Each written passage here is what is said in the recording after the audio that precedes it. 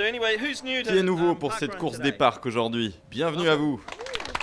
Bonne humeur et accueil chaleureux anglo-saxon, la règle n'échappe pas pour les sportifs et les lève-tôt.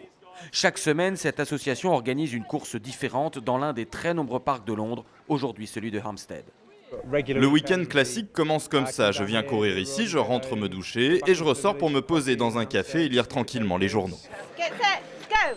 Tous les observateurs le reconnaîtront, les Londoniens sont particulièrement sportifs. Ils sont très nombreux la semaine à se rendre au travail en vélo ou même en courant. Même le week-end, les Londoniens sont à l'image de leur ville, ils ne s'arrêtent jamais. Ça commence bien le week-end parce qu'on se lève tôt au lieu de faire la grasse matinée.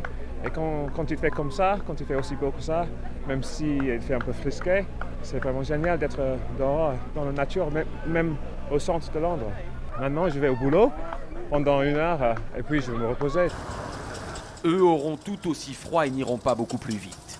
Au même moment, la course Londres-Brighton s'élance. La règle est simple, parcourir les 90 km jusqu'à la côte à bord de voitures construites avant 1905, impérativement. La première année, on a eu 5 pannes. La deuxième année, 7 pannes. Et là, ça fait 3 éditions qu'on n'en a aucune. Les voitures de collection sont l'autre religion des week-ends britanniques. Le samedi suivant, les participants du Londres-Brighton se retrouvent ici, au plus grand salon de voitures anciennes du monde. Les visiteurs se pressent aux cours de mécanique générale en public. Chaque Britannique a son cercle, son groupe, de l'Automobile Club homosexuel, aux fans d'un seul et unique modèle de voiture.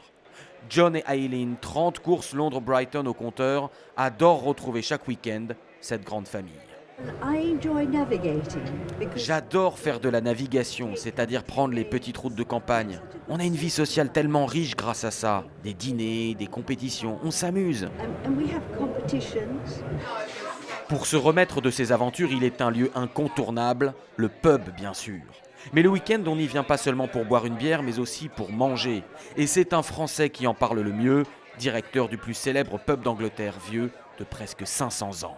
C'est le traditionnel bœuf, c'est le roast beef, voilà, c'est le roast beef. Le vrai roast beef, celui qu'ils adorent, et qui est très bon d'ailleurs, avec tous les légumes qui vont avec, et c'est très très très traditionnel.